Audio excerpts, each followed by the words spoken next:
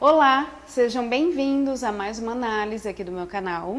Hoje nós vamos trabalhar com a obra Relíquia, obra do Eça de Queiroz, obra cobrada pelo vestibular da FUVEST 2020. Então vamos lá, vamos começar do começo, assim como a gente sempre faz aqui no meu canal. Nós temos que levar em consideração que essa obra é uma obra muito representativa do realismo português. Nós temos outras obras aí que também são muito representativas, também do Eça de Queiroz, mas dentro desse contexto aí que a FUVEST estabeleceu para esse vestibular, a importância da obra Relíquia é uma importância bem interessante e a gente vai descobrir ao longo aqui desse vídeo o porquê disso, ok?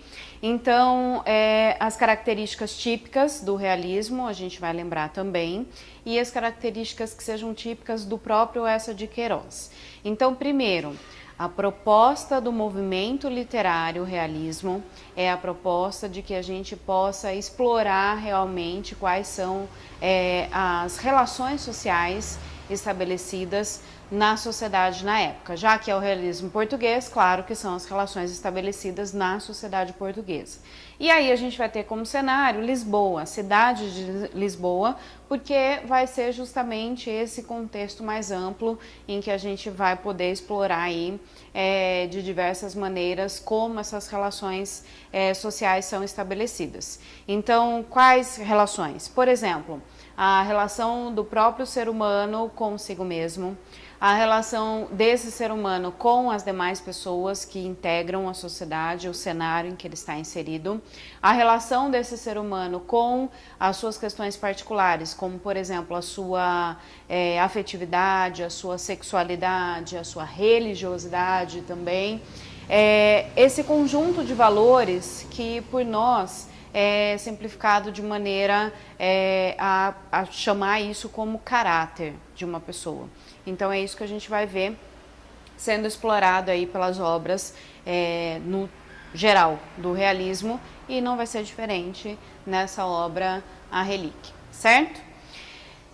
Outras características importantes também que a gente vai observar é a crítica em relação a esse comportamento, a esses relacionamentos sociais, porque a proposta realista é a de que os autores ou os artistas, independente da expressão artística, não só na literatura, mas por exemplo nas artes plásticas também, os artistas pudessem captar pequenas cenas típicas do cotidiano mesmo, do dia a dia, e a partir dessa captação a gente fazer essa exploração que eu comentei agora há pouco, a respeito justamente desses comportamentos sociais. E essa observação tem por objetivo então justamente a análise, a reflexão e essa visão mais crítica. É como se nós estivéssemos buscando uma forma da gente espiar com X mesmo, não com S, os nossos defeitos, os nossos comportamentos que não são tão adequados assim. Essa é a ideia, de uma forma geral, do movimento realista, e aí, como eu falei, não vai ser diferente nessa obra também. Então a gente vai ter um olhar muito atento nessa obra a respeito da religiosidade, como eu falei, até porque o título é bem sugestivo nesse sentido. A gente vai ter também a questão da hipocrisia, da falsidade, que é algo muito típico também do realismo. Eu costumo dizer o seguinte, que toda vez que a gente para observar, o que quer que seja, de maneira mais atenta, de maneira mais observativa, é comum que a gente encontre mais os pontos falhos disso que nós estejamos observando do que aquilo que é positivo, do que aquilo que pode ser classificado como característica positiva.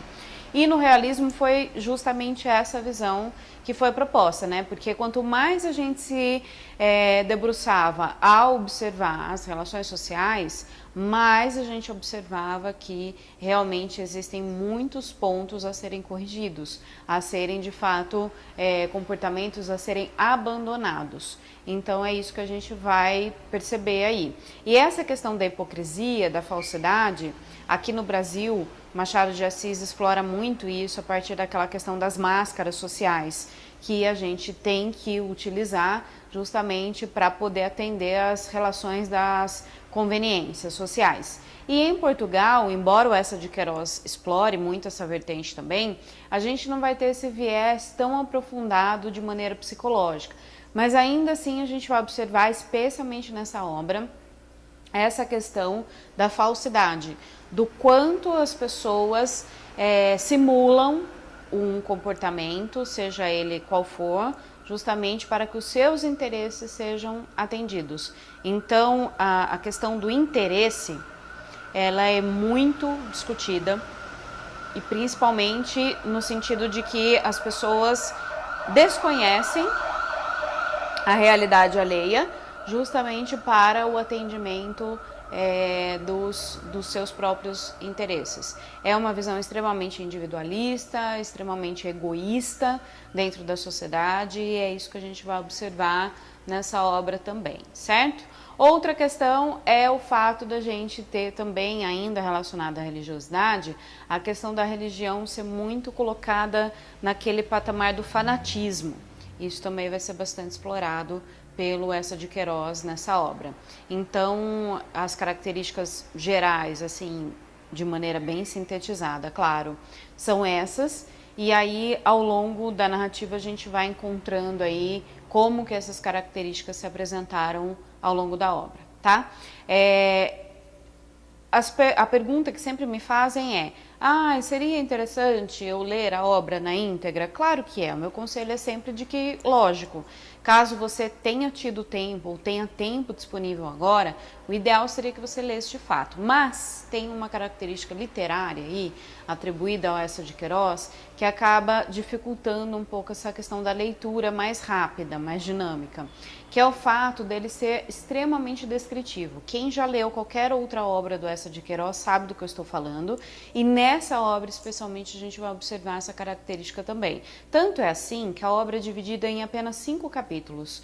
Então imaginem, uma obra que é constituída por apenas 5 capítulos não é uma obra cujos capítulos, né, cuja constituição aí dos capítulos seja tão simples. Então os capítulos, eles realmente são mais demorados de serem lidos, especialmente o capítulo 3, que é extremamente descritivo, e aí, em função disso, talvez para você, vestibulando, que está aí às vésperas da prova da FUVEST, realmente não consiga o tempo hábil para realizar essa leitura. Agora, para a segunda fase, como você vai ganhar um pouquinho mais de tempo, talvez seja algo que vale a pena sim. Pelo menos você tentar fazer uma leitura um pouco mais dinâmica, mesmo que ela não seja essa leitura tão linear, mas pelo menos para você se apropriar dessa linguagem, porque é uma das questões que podem aparecer.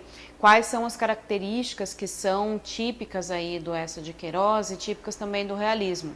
Lembrem que a proposta realista é uma proposta pós-romantismo, né? E o romantismo trouxe para a gente a possibilidade, dentro tanto da literatura portuguesa quanto aqui no Brasil, de acesso de uma nova classe social a essa literatura. Então é uma linguagem mais simples, porém ela não é simplória. E principalmente quando a gente leva em consideração a nossa seleção vocabular atual, a gente percebe ainda até uma certa dificuldade aí de leitura, compreensão, interpretação daquilo que é proposto para a gente. Então é típico que a gente vai encontrar uma estrutura mais simplificada, porém ela não é simplória, e principalmente para o Eça de Queiroz, ele se utiliza de um recurso muito importante, que é o deslocamento do adjetivo em relação ao substantivo que ele caracteriza. Por exemplo, normalmente nós estamos acostumados com construções que trazem para a gente primeiro o substantivo e, na sequência, o adjetivo que tem por função caracterizar esse substantivo que foi introduzido. E o que a gente vai descobrir é que na narrativa do Eça de Queiroz, ele se utiliza muito de uma figura de linguagem sintática chamada hipálage, que é justamente esse deslocamento do adjetivo em relação ao substantivo a que ele faça referência de fato, de caracterização. Então não é só a transposição, né, a retirada do adjetivo de depois do substantivo e trazendo ele para antes, né, fazendo com que ele fique anteposto ao substantivo. Não é só isso. Dentro de uma mesma sentença, nós podemos encontrar vários substantivos e aí um dos adjetivos fazendo referência a um desses substantivos, quando na verdade ele serve para caracterizar outro. Por exemplo, se a gente tivesse a seguinte construção: ele pedalava bicicletas cansadas. Não são as bicicletas que são cansadas, a pessoa, ou eles, né, melhor dizendo, porque são várias bicicletas, desculpem, mas as pessoas que pedalam é que estão cansados. Então, essa mudança aí, essa alteração do adjetivo em relação ao substantivo é algo muito frequente e é o que torna, inclusive, esse processo descritivo mais rebuscado, mais elaborado e mais demorado também. Sem dúvida, é isso que provoca essa demora, vamos dizer assim, na leitura, certo? Então, vamos lá, vem comigo para a gente continuar falando aí a respeito do enredo propriamente dito da obra A Relíquia. Então, vamos lá. O que a gente vai encontrar é o nosso protagonista narrando a sua própria história, então é uma narrativa em primeira pessoa, com o nosso narrador, então, protagonista. E o que a gente vai perceber ao longo da narrativa é que ele se propõe a narrar a sua história como se ele estivesse buscando uma forma de justificar o seu comportamento. Então, ele mesmo já sabe que o seu comportamento não é dos melhores, o seu comportamento social. E aí, a forma como ele vai contando a sua própria história seria, então, uma forma dele se justificar. É como, então, se ele tivesse desculpas, vamos dizer assim, sociais, que sustentassem esse comportamento dele. É um comportamento vitimista, sem dúvida, mas é um comportamento muito típico na sociedade de uma forma geral. Já era na época, atualmente a gente sabe que a gente encontra esse mesmo tipo de justificativa também. Então, o que a gente vai encontrar? A gente vai encontrar, no primeiro capítulo, a história da infância do nosso protagonista, que é o Teodorico Raposo. E ele conta, então, pra gente que ele é órfão. E aí, a guarda dele é passada, então, para a tia dele, que é a dona Patrocínio. E a gente descobre que ela é uma mulher muito rica. Ela é uma senhora de muitas posses e ela realmente fica nessa responsabilidade de ser a tutora, então, do Teodorico.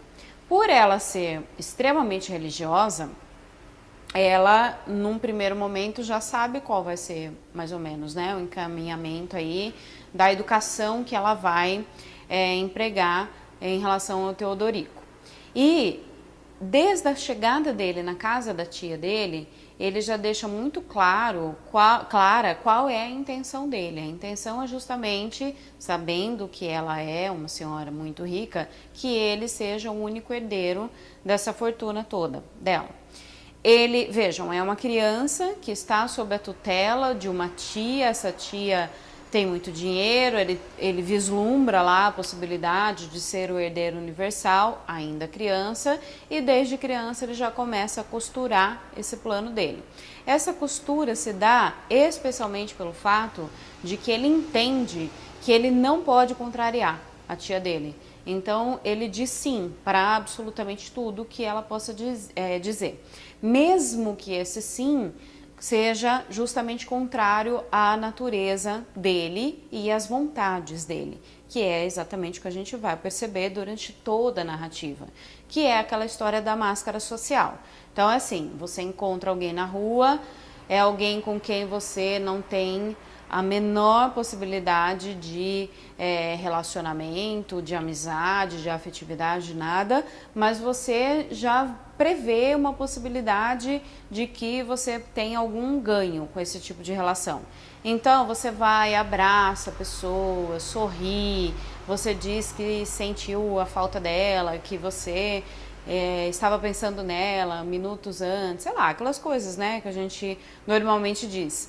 Só que por dentro você está pensando, nossa, não acredito que eu encontrei essa pessoa. Ai, que saco. É como se a gente estivesse realmente colocando uma máscara no nosso rosto, a máscara sorrindo, para que a gente simule, então, um afeto que a gente não tem. E é exatamente o que o Teodorico Raposo vai fazer. Então, toda a sua infância, é dessa maneira, de maneira extremamente forçada, fingida, e a própria relação dele com Deus, né, com a religião católica, também é colocada nesse mesmo sentido da falsidade. Porque, como ele percebe que a tia é muito devota, ele simula uma devoção. Então ele simula que ele fica horas rezando ajoelhado, que ele acende as velas para os santinhos todos no altar da tia, que ele realmente é devotado, recatado e do lar, né? Ele realmente transmite uma figura para a tia, uma figura que agrada muito a tia, né? A tia, ela é uma solteirona, ela é descrita como alguém seca pelo próprio Teodorico, né, que é o nosso narrador. Ela é descrita como alguém que não tem emoções, é como se ela fosse desprovida dessa possibilidade de ser sensível. A única coisa que ela sabe, o que ela conhece, é a devoção religiosa dela. E é justamente isso que ela tenta transmitir o tempo todo para o Teodorico. É interessante que a gente vai observar que, assim como em outras obras românticas ou mesmo realistas, os grandes proprietários, aquelas pessoas que são realmente mais abastadas, reúnem em torno de si muitos convivas, né? São aquelas pessoas que estão sempre ali nas casas dessas pessoas mais abastadas, sempre participando das refeições, participando de alguma forma da vida familiar, e essas pessoas, dependendo do contexto, são provenientes de status sociais diferentes, ou estratos mesmo, né, que era o que eu queria dizer, diferentes. Por exemplo, em algumas obras românticas a gente vê lá, sei lá, comerciantes fazendo parte desse núcleo aí dos convivas, ou parentes talvez, pessoas próximas. No caso específico da obra Relíquia, justamente em virtude dessa visão aí mais religiosa da patrocínio, a gente tem os convivas como os clérigos, são os padres que frequentam muito a casa da tia patrocínio e também, por consequência, do Teodorico Raposo. Existe também sempre a figura de um conselheiro, que é um advogado, é um contador, é quem é o responsável pelas finanças, né, propriamente ditas, pelos aspectos jurídicos, legais mesmo, de toda a operação dessas pessoas que sejam mais abastadas. E é exatamente isso que a gente vai observar nessa casa. Então, a infância e a adolescência do Teodorico Raposo são descritas para a gente como uma vida dupla. Então, aos olhos da sua tia patrocínio, ele realmente se comporta, se coloca naquela situação que ela espera, e estando fora do ambiente doméstico, estando fora da própria casa, ele se comporta de uma maneira completamente diferente. E é interessante também que desde criança, quando ele foi levado para a casa da tia patrocínio, que é chamada de Titi, né, por ele, desde quando ele foi levado, ele já tinha um olhar muito interesseiro pelas mulheres, de uma forma geral, né? Então a gente vai perceber que ele é uma criança que já representa uma sexualidade muito precoce também. Só que não é a sexualidade aliada à afetividade, é somente a expressão da sexualidade. Isso aproxima muito também a narrativa com aquilo que os naturalistas propuseram, né? Porque a gente sabe que tanto o realismo quanto o naturalismo, eles se apropriaram justamente das correntes filosóficas e ideológicas que foram promulgadas à sua época. Entre essas correntes, a gente tem, inclusive, essa questão aí do estudo da sexualidade humana, né? O início dos estudos da sexualidade. E a gente vai ser muito equiparado à condição animal. E é mais ou menos o que a gente vai perceber mesmo na situação aí, na figura, na personagem do Teodorico Raposo. Ele é exatamente essa figura que, não, de novo, não associa amor a sexo. Ele só tem a expressão sexual, de fato, né? Então ele se envolve com muitas mulheres ao longo da narrativa, e esse envolvimento é um envolvimento sexual mesmo, né? É um envolvimento de cama mesmo, é isso que a gente vai observar. Claro que a tia dele nem sonha com nada disso, porque ela acha que ele é um homem casto, assim como ela é. Inclusive ela é descrita como virgem, ela é já uma senhora idosa e ela é virgem, ela nunca experimentou essa questão dos prazeres aí da carne, né? Então talvez por isso que na visão dele ela seja seca, ela seja insensível, ela seja essa figura mais austera, de fato, como ela é representada. É importante também lembrar que essa é a visão dele, porque é ele quem narra tudo isso para nós, né? Então nós estamos adotando a perspectiva do Teodorico Raposo. É uma perspectiva em causa própria dele, né, porque ele está tentando ali se justificar, e também a partir disso a gente vai observar que a visão que ele nutre a respeito das demais pessoas é uma visão muito tendenciosa, porque é aquilo que ele acha, é a opinião dele, né, então a gente tem que tomar cuidado com esse aspecto também, porque isso também poderia ser cobrado de vocês de alguma forma, tá? Muito bem, avançando um pouquinho mais nessa narrativa, a gente vai descobrir então que na época era muito comum que as pessoas mais abastadas da Europa fossem até Jerusalém, que nós chamamos de Terra Santa, né, em viagem, em peregrinação, porque isso funcionava para dois aspectos importantes, né? Quais são esses dois aspectos? Primeiro, você ser reconhecido socialmente como alguém tão importante, tão rico, que pode custear essa peregrinação. E segundo, você ser reconhecido como alguém de fato cristão, apostólico, romano, né? Então, o que a gente vai perceber é que existe uma relação muito comercial, muito mercadológica das pessoas em relação à própria religião. A própria Titi vai demonstrar isso. Isso também é típico. Todas as obras do realismo vão trazer para a gente essa discussão de como as pessoas acabam transformando a própria religiosidade em mais um objeto, na verdade, mais uma relação comercial. Porque o que manda na sociedade, na época, só na época, né? Hoje não é mais assim, mas o que manda na sociedade na época é a questão do dinheiro, a questão financeira. E você parecer ser alguma coisa. Olha que importante isso. A gente está olhando para uma obra de 1887, que está discutindo exatamente as mesmas questões que podem e devem ser discutidas na atualidade. Então, quando você às vezes pode ficar se perguntando, mas por que eu tenho que ler essa obra? Que ruim, é uma obra antiga, não tem nada a ver comigo, tem tudo a ver com você. Claro que o cenário é um pouquinho diferente, sem dúvida, mas as relações sociais continuam sendo exatamente as mesmas. É isso que a gente vai observar.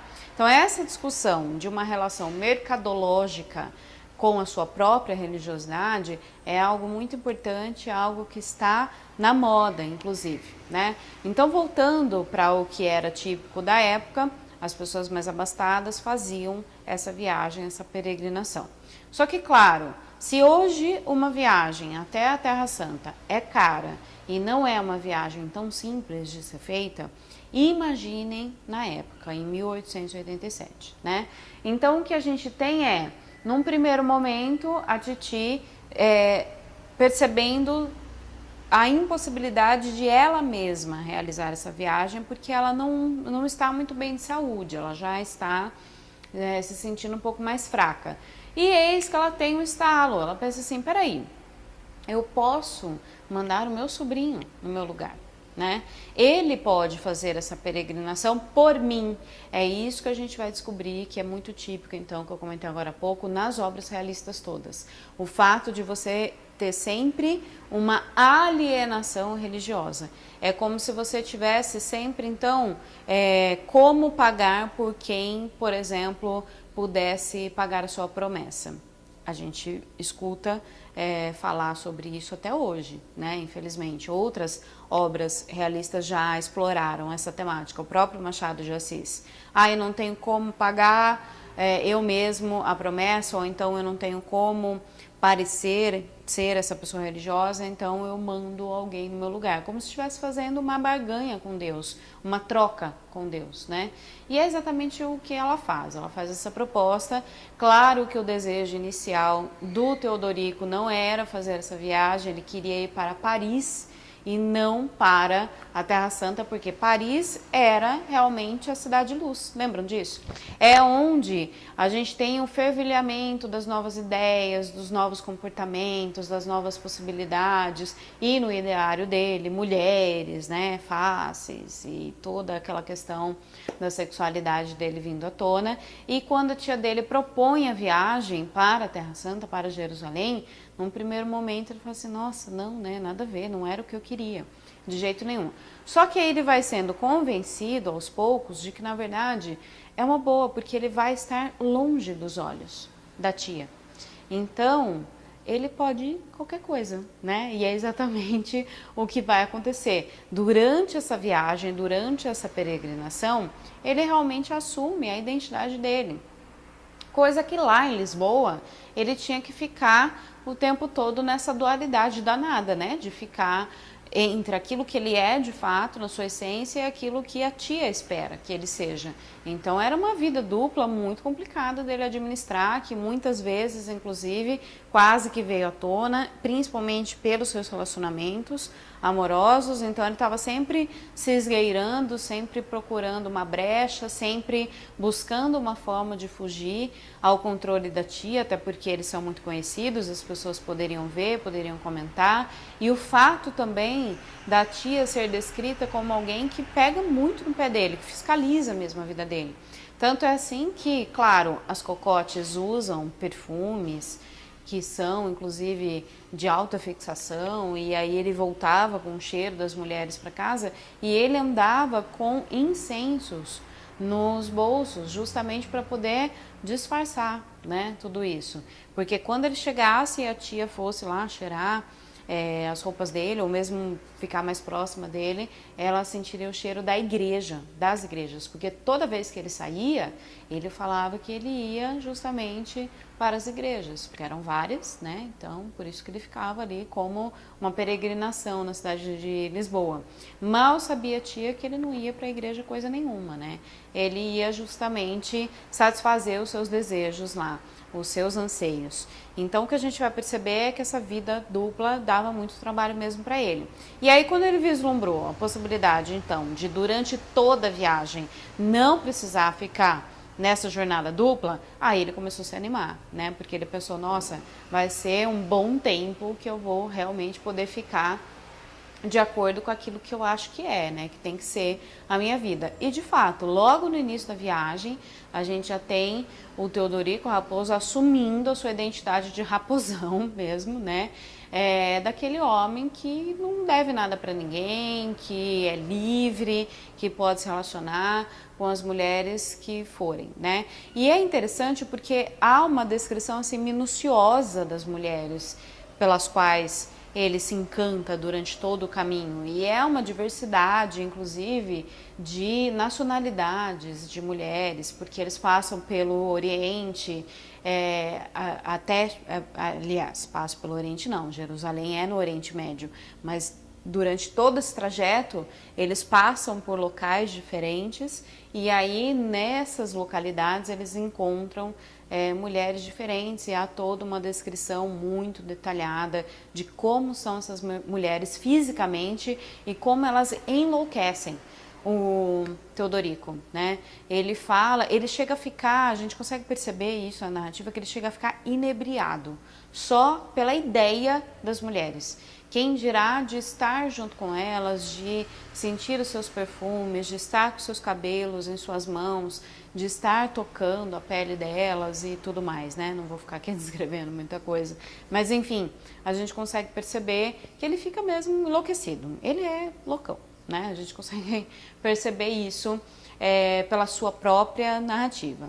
E eis que, no caminho, então, ele realmente conhece uma mulher que, inclusive, com quem ele fica muito tempo durante a viagem, que é a Miss Mary, e é uma tórrida relação. Não vou falar que seja uma tórrida paixão, porque eu acho que não cabe isso dentro dessa narrativa.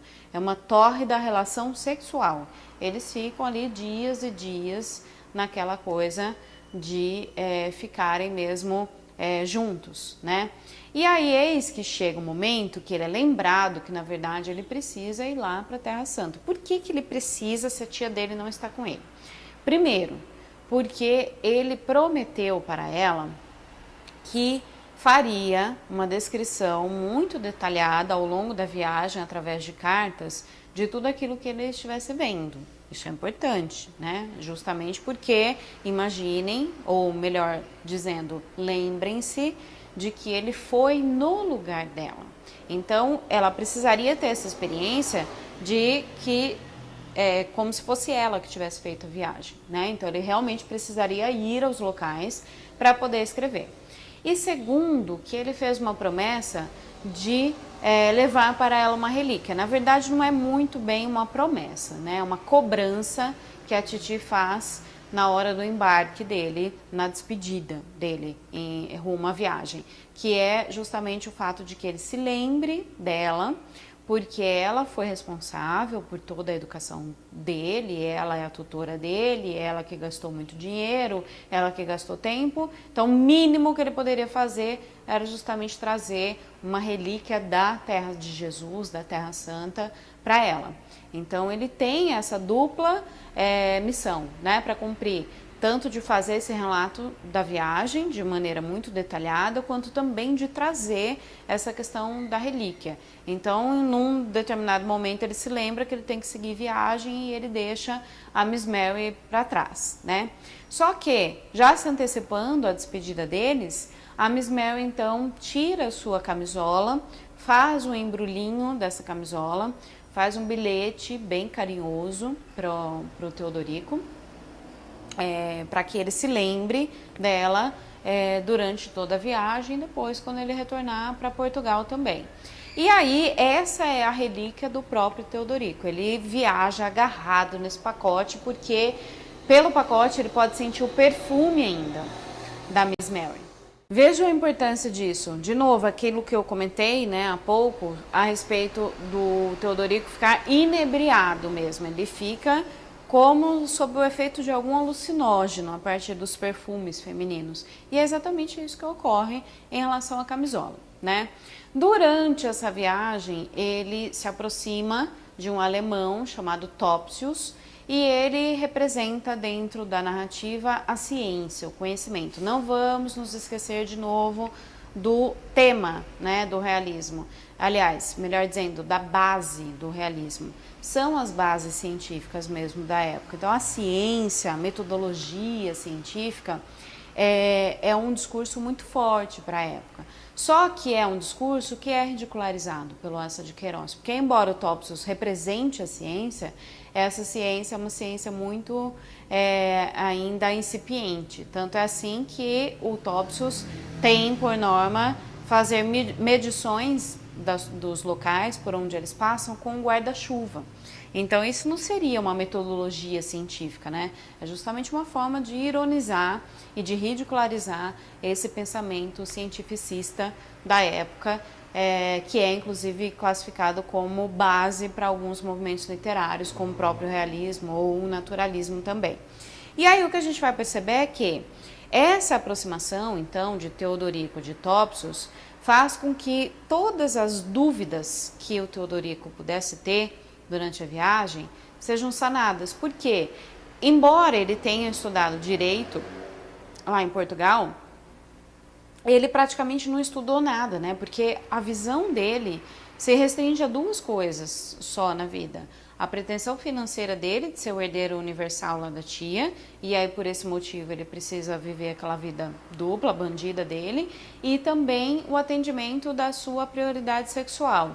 Então ele fica tão concentrado nessas duas questões que parece que todo o resto do mundo, inclusive a respeito da sua própria identidade, parece que não existem, né? Então são muitas dúvidas que ele tem, ele não conhece o mundo, ele não sabe de nada, e aí quem vai nutrindo o Teodorico das informações durante toda a viagem é justamente o Topsius. Muito bem, eis que eles chegam então a Jerusalém, eis que eles chegam a todas as passagens bíblicas, né, da paixão de Cristo. E esse é um momento importante da obra, porque como eu falei também no comecinho da nossa aula, eu falei que existe um capítulo, que é o capítulo 3, que é extremamente descritivo, né, de forma muito minuciosa. E aí o que a gente vai descobrir é que a gente tem meio que uma epifania, assim, uma revelação para o Teodorico. Por quê? Ele visualiza toda a paixão de Cristo. Então, o julgamento, a crucificação, todo o processo ali, né, ocorrido com Jesus, ele, como se ele estivesse vendo aquilo. Aí existe também uma dupla possibilidade de interpretação, porque a gente pode entender que lá na Terra Santa, na época, existiam realmente essas representações para os turistas, né? Eu acredito muito nisso. Assim como a gente também pode interpretar que seja o que eu falei agora há pouco como uma revelação, como se ele tivesse pela primeira vez, porque ele está ali, enxergar aquilo que deveria ser a fé dele, ou que pelo menos ele diz, porque é da boca para fora lá para a tia dele, né? Porque para o catolicismo está baseado em Jesus, né? E aí, a partir do momento que ele está lá e que ele conhece de fato a trajetória, porque antes, mesmo que ele estivesse dentro da igreja, ou mesmo que ele estivesse ajoelhado em casa, mesmo que ele estivesse simulando que estivesse rezando, ele não estava presente naquilo, né? Então, as coisas não faziam parte, toda essa questão dogmática, essa questão da mitologia, de fato, não fazia parte dele. E estando ali, ele pode visualizar, ele pode contemplar tudo isso. Em contrapartida, também é possível que a gente possa considerar que seja uma visão muito crítica do Eça de Queiroz, até de forma irônica, eu diria, a respeito dessa questão, dessas relações religiosas, como se o Eça de Queiroz estivesse questionando toda a mitologia católica, toda a mitologia cristã. Seria também uma possibilidade de leitura a partir disso, né? Porque há um questionamento do próprio Teodorico se Jesus de fato ressuscitou ou não após o Calvário, né? Então a gente vai perceber essas três possibilidades, na verdade. Eu falei que era uma dupla possibilidade, mas de repente possam ser três possibilidades. Essa questão dele realmente se encontrar com a sua fé e ao mesmo tempo questioná-la, né? E também o fato da gente ter a própria representação ali. Então seria uma forma dele visualizar só, né? Simplesmente aquilo que ele talvez nunca tivesse ouvido falar. Porque em alguns momentos, inclusive, ele pergunta para o Topsius, de quem é que eles estão falando, né? E aí o Topsius, que é alemão e que não é cristão, vira para ele e fala assim, é do seu Deus, né? É da sua fé que eles estão falando. E é, de novo, engraçado isso porque é um terceiro que não compartilha de toda essa mitologia, que sabe mais do que ele, justamente porque ele estava tão alheio a tudo isso, pensando em outras coisas, que nada daquilo fazia parte dele. Pois bem, passado esse momento, então, desse devaneio, desse delírio, desse sonho ou dessa epifania, sei lá, né? A gente vai se deparar, então, com a realidade de que ele precisa voltar para Portugal. Só que ele começa a se assombrar, ele mesmo, pelo motivo de que vai que a Titi descobre tudo aquilo que ele fez na Terra Santa. Porque, por exemplo, aquelas passagens que são conhecidas da Bíblia e que são classificadas como sagradas, aqueles locais sagrados de fato, para ele não foram nada de sagrados. Por quê? Ora ele estava tentando se desvencilhar de vendedores, ora ele estava praguejando, ora ele estava olhando as mulheres, lá mesmo ele estava olhando para as mulheres, inebriado, totalmente distraído, né, por tudo isso. Então ele ficava meio que se constrangendo por isso, né? Como é que vai ser quando eu voltar? Porque eu tenho que relatar tudo, embora ele estivesse escrevendo coisas que não eram verdade, né? Mas enfim, como se ele tivesse ficado horas ajoelhado no Santo Sepulcro, por exemplo, em oração, em meditação, em nada, imagina, isso não aconteceu. Mas também o fato de que, e se ela descobrisse que ele se envolveu de fato com mulheres e principalmente com a Miss Mary? E se ela soubesse que ele estava lá de posse do embrulhinho da camisola, né? Seria muito problema para administrar. Aliado a isso, ele lembrou, então, que ele precisava levar uma relíquia, né? Mas o que eu vou levar? E, estando lá, ele descobre que vendem absolutamente tudo, também muito parecido com o que ocorre até hoje, a água do Rio Jordão, a areia do não sei o quê, o pedaço do Santo Sudário, sei lá, né? Inventam mil coisas, ainda hoje. E, na época, ele vai se deparar justamente com essa realidade. E é interessante porque o próprio Eça de Queiroz fez essa peregrinação. Então ele não está inventando, né? São realmente situações pelas quais com certeza ele passou. E aí ele vai se deparando com esses vendedores que vendem absolutamente tudo, e eis que ele e o Eutópsios passam por uma árvore e ele tem então uma revelação de que foi daquela árvore que foram tirados então os galinhos para poder ser produzida a coroa de espinhos que foi colocada em Jesus. E aí ele tem esse momento máximo de revelação. Pronto, já sei o que eu vou levar para minha tia. Eu vou pegar esses galinhos, vou fazer essa coroa e aí eu entrego para ela como a coroa de Cristo. É uma relíquia, a coroa feita de espinhos. Essa crítica em relação à relíquia é muito interessante também, porque possivelmente quem busca ou buscava esse tipo de artifício já sabe que aquilo de fato não é da época que pretendem vender. Por exemplo, eu estou com um pedacinho do graveto que fez lá parte da cultura de Jesus, da coroa de Jesus. Ou então estou com um pedacinho do tecido que embrulhou Jesus depois da crucificação.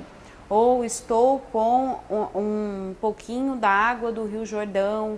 E mesmo que seja a água do Rio Jordão, esse rio não é o mesmo, de fato, em que Jesus foi batizado, porque, claro, é um rio, a água está passando, então, não que não seja o mesmo rio, é o mesmo rio, mas não é a mesma água que banhou Jesus, né?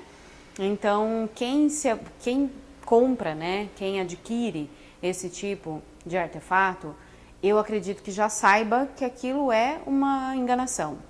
Só que aquilo acaba se tornando poderoso pela fé que a pessoa emprega para aquilo, né, para o objeto. Ela deposita ali, então, a sua crença, a sua fé e, de fato, aquilo acaba se tornando poderoso. E, então, para Titi, o que quer que ele trouxesse, por ser da Terra Santa, pelo fato da pessoa, inclusive na época as pessoas que voltavam de lá eram até recebidas como pessoas que tivessem passado por um processo de santificação também, por terem pisado no mesmo lugar que Jesus andou, né? Por ter passado por todos os lugares pelos quais ele andou pela última vez, inclusive. Então tudo isso, né, esse caráter muito mitológico, muito até de fanatismo, né, que é o que eu falei para vocês, vai ser explorado. Tanto é, de novo, que o título é muito sugestivo. E aí, para o Teodorico Raposo, essa concepção da coroa resolve tudo, né, para ele, porque ele já sabe que realmente vai ser o máximo quando ele chegar em Portugal, e aí que a Titi realmente vai deixar tudo para ele. Só que ainda assim ele se sente um pouco confuso com essa ideia, porque vai que a coroa realmente tenha poderes fantásticos e que façam com que ela dure muito mais tempo. E ele fica rezando de maneira, inclusive, muito honesta e muito verdadeira para que ela morra o mais rápido possível, porque, afinal de contas, primeiro que ele quer se livrar dessa dupla jornada dele, segundo que ele quer ter acesso a todo o dinheiro, a todas as posses, todos os bens que ela possui. E dentro dessa temática das posses e bens, existe também uma ameaça na cabeça do Teodorico Raposo, que é o fato de que ela possa morrer e deixar todos os seus bens para a igreja.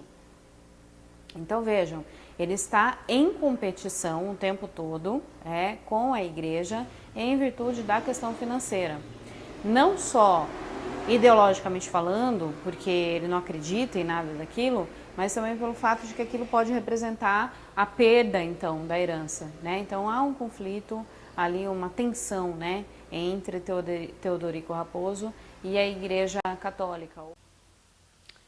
Então, pessoal, a respeito da crítica aí sobre a relíquia, é importante justamente porque aquela questão do fanatismo que eu comentei antes com vocês, o fato da gente empregar então um valor muito maior às coisas todas, um valor de fanatismo mesmo, sendo que na verdade não existe esse valor que é atribuído, né, aos artefatos todos. Então a gente tem essa visão aí de crítica mesmo que o Eça de Queiroz promove através dessa obra.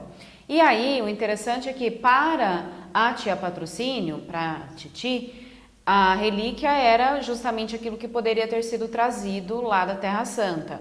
Agora, para o próprio Teodorico Raposo, a relíquia era justamente a camisola lá da Miss Mary. Então, de novo, é daí que deriva a crítica, porque a gente está falando de um fanatismo, só que no caso da tia Patrocínio, o fanatismo é religioso, e no caso lá do Teodorico Raposo, não, né? Não há essa relação aí da religiosidade. Então, é interessante a gente fazer essa observação também, né? E aí, então, de volta a Portugal, o Teodorico Raposo começa a ficar muito incomodado a respeito dele estar portando esse pacote, porque desde criança há uma ameaça ou um alerta, vamos dizer assim, da sua tia em relação a ele, de que caso ela soubesse que ele tivesse se entregado às relaxações mundanas, ela o colocaria para fora de casa, e inclusive ele não teria acesso a mais nada, né, a nenhum dos benefícios financeiros que ela representa. E aí ele começa então a ficar incomodado porque ele tem a sensação de que a verdade virá à tona em algum momento. Então, antes de chegar até a casa da sua tia, ele arruma um jeito de se livrar então do pacote. Então ele vê uma mulher pobre na rua e aí ele fala assim, não, eu vou entregar para ela, porque se ela vender a camisola, ela vai conseguir um bom dinheiro e ela vai conseguir ali se sustentar por algum tempo em virtude desse dinheiro. E é exatamente o que ele faz. Só que, o que acontece? Ele troca os pacotes. E aí, na verdade, o que ele acaba entregando é a relíquia da tia Patrocínio para essa mulher e continua carregando o pacotinho lá da tal da camisola junto com um bilhetinho extremamente comprometedor da Miss Mary. Quando ele chega, então, à casa da sua tia, com toda aquela pompa e circunstância que era oferecida para quem voltava dessa viagem de peregrinação, a tia toda animada, super entusiasmada, eufórica com a vinda do sobrinho, achando que ele está santificado, purificado, pelos ares mesmo, né, da Terra Santa, abre o pacote. E aí quando ela abre o pacote, claro que não é a coroa e sim a camisola, e é claro que dá uma super confusão e automaticamente ele é expulso de casa e literalmente é deserdado, porque ela tinha avisado, né, desde o começo, desde o princípio da relação deles, quando ele foi entregue sob a sua tutela, ela já tinha avisado que isso aconteceria. E aí quando ele se vê então sem recursos financeiros, não há, num primeiro momento, o ímpeto do trabalho em si, para que ele se sustente, até porque ele não conhece isso. O trabalho da vida inteira dele foi justamente a questão da mentira, do fingimento lá em relação à própria tia, em relação à sua fé, ao seu comportamento mais ilibado e tudo mais. Então ele conhece um mascate que vende relíquias, ele na verdade fabrica essas relíquias e vende as relíquias em Lisboa, e aí ele vê nisso uma grande oportunidade de negócio. É interessante porque seria a continuação só da mentira, né, para ele. E é de fato o que ele faz, o que ele prefere fazer sozinho, porque ele descobre que a lucratividade seria maior, e ele acaba com isso entupindo o mercado de Lisboa dessas relíquias todas fabricadas por ele, são inventadas mesmo, né, por ele. Então, automaticamente, justamente pela ganância dele, pelo fato dele ter vendido uma quantidade muito grande dessas relíquias, e relíquias, inclusive, que não poderiam ser em grande número, né? O negócio dele acaba indo à falência, né? Então, novamente, ele está ali à deriva. E quando isso acontece, ele reencontra um amigo dele de infância, um amigo de colégio, na verdade, o Crispim. E quando eles se reencontram, o Crispim pergunta: você deve estar muito rico, né? Porque eu fiquei sabendo que a sua tia morreu. Ela falece, né, de fato, e ela não deixa absolutamente nada para ele. Toda a soma dela de bens e dinheiro fica para a igreja, de fato, né? Então ele fala assim: você deve estar super bem, porque você herdou a fortuna da sua tia, imagina, desde jovenzinho que você fala sobre isso comigo. E aí ele fala que não, aí ele conta toda a trajetória dele, extremamente triste, né, hipócrita. E aí o Crispim fala: olha, então tudo bem, eu vou resolver os seus problemas, você virá trabalhar comigo na minha firma. É interessante a gente observar porque aquele que tinha um futuro mais promissor, que seria justamente Teodorico Raposo, por ser um grande herdeiro, é que na verdade acaba se dando mal. Isso é muito parecido, inclusive, com aquilo que ocorre com o Quincas Borba do Machado de Assis. E aí a gente pode pensar assim: mas por que, né, disso, dessa temática realista, trabalhar com essas questões daquilo que poderia ter sido e não foi, aquele que teve a fortuna em suas mãos e acabou perdendo tudo? Justamente porque uma das críticas principais aí do realismo é essa questão da valorização, ou melhor dizendo, da supervalorização que se é dada para o dinheiro ou para as aparências, e a partir disso problemas acontecem, que foi justamente o que ocorreu lá com o Teodorico Raposo. Talvez se ele tivesse assumido a sua identidade desde muito novo, desde muito jovem, e ele tivesse trilhado o seu próprio caminho, sem que ele ficasse naquela jornada dupla, possivelmente a trajetória dele seria diferente também, né? Então isso que a gente tem que considerar. Então ele passa a trabalhar com o Crispim, pouco tempo depois ele se casa com a irmã do Crispim, e aí quando ele está nesse ponto de escrever sobre as suas próprias memórias, ele estaria então, sobre a sua própria história, né, melhor dizendo, ele estaria então como uma forma, como eu já disse, de justificar suas más ações e inclusive de tentar entender o que houve, o que aconteceu, né? Por quê? Quando a tia Patrocínio desembrulhou então a relíquia que ela julgava ser a dela e que na verdade não era, ele teve uma oportunidade de continuar mentindo, de continuar fingindo, mas ele não teve coragem suficiente. Então, além de tudo, o Teodorico Raposo é um covarde, né? E ele começa a se cobrar nesse sentido, a partir de um determinado momento. Embora ele tenha uma certa consciência a respeito das suas ações, ele em muitos momentos se questiona. Tivesse eu tido coragem suficiente para que naquele momento inventar uma história e atribuir a camisola a Maria Madalena, por exemplo, eu teria tido acesso à fortuna da minha tia depois dela ter morrido e teria gozado da minha boa vida, teria continuado a gozar da minha boa vida. É interessante também a gente pensar nessa linha de raciocínio dele, porque ele já é pai, ele é casado, ele está trabalhando, só que ainda assim ele está com o olhar lá para o passado, para aquilo que ele viveu de boa vida, porque realmente, embora ele tivesse as dificuldades lá de ficar, né, o tempo todo fingindo e tentando camuflar a vida dupla que ele levava, ainda assim era uma vida muito boa e muito promissora, naquele sentido dele estar esperando lá toda a fortuna da sua tia.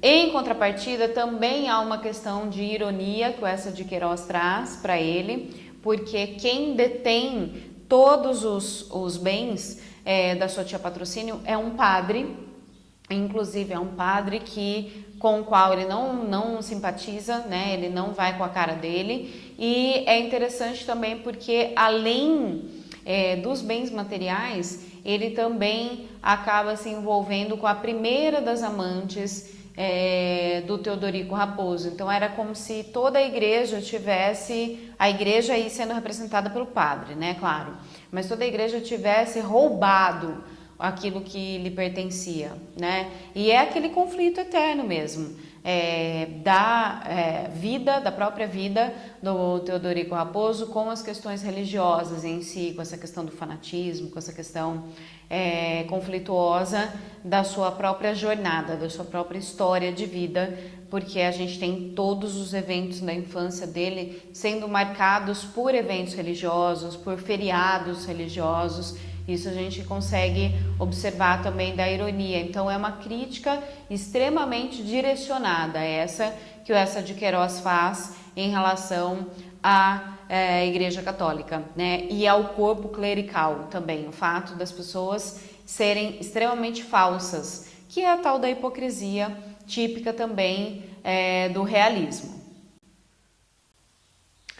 E aí, pessoal, por último, é importante também a gente lembrar de uma determinada passagem em que o Teodorico olha para a imagem de Cristo crucificado e ele tenta atribuir a ele todas as falhas da sua vida, né? Principalmente os momentos finais, do fato dele ter...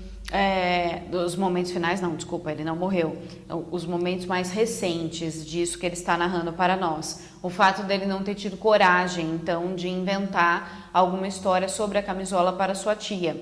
E aí, eis que, novamente, nós temos aquela questão da epifania, da revelação, que eu comentei com vocês antes, porque ele escuta a voz da sua própria consciência, que seria como se Jesus estivesse falando com ele, que na verdade ele sabe muito bem qual é a fonte de toda a desgraça dele. Justamente o fato dele ter sido falso a vida inteira, dele ter sido um mentiroso a vida toda. Então a gente consegue perceber que há um conflito interno também do próprio Teodorico com a sua consciência.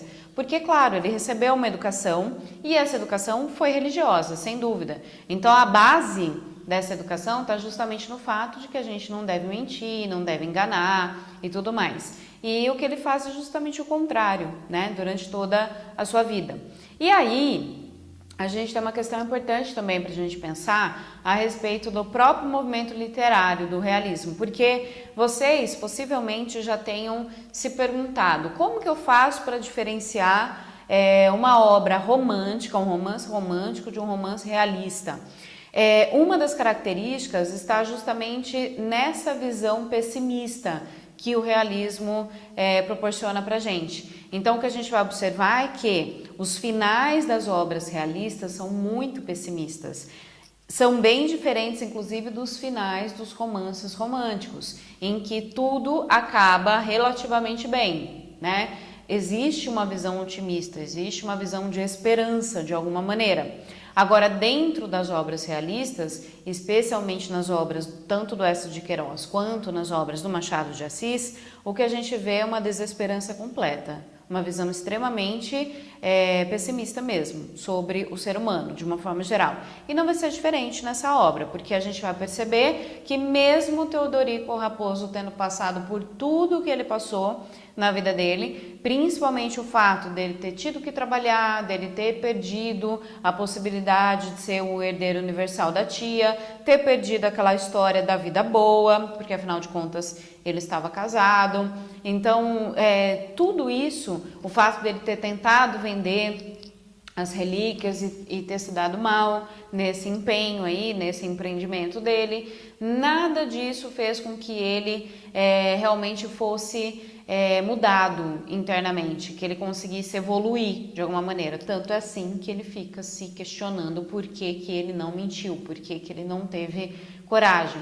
Então, na verdade, a gente vai observar que o Teodorico Raposo continua sendo a mesma pessoa, mentirosa, hipócrita, falsa, que foi apresentado pra gente desde criança, quando ele foi, então, levado para a casa da sua tia Patrocínio, certo?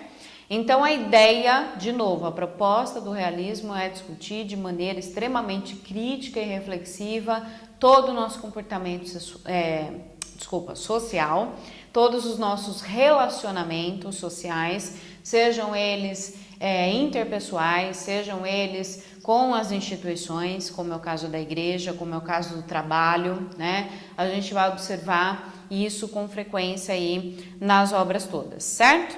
Espero que eu tenha ajudado vocês. Se vocês tiverem alguma dúvida, algum comentário, alguma crítica, alguma sugestão, não deixem de falar comigo. Para mim, esse retorno é extremamente importante para eu ir me norteando aí para os próximos vídeos, certo? Com certeza nós nos veremos nos demais vídeos. Eu espero que vocês estudem bastante, espero que vocês já estejam indo bem nas provas que vocês tenham feito e a gente se vê no próximo vídeo. Um beijo, tchau, tchau!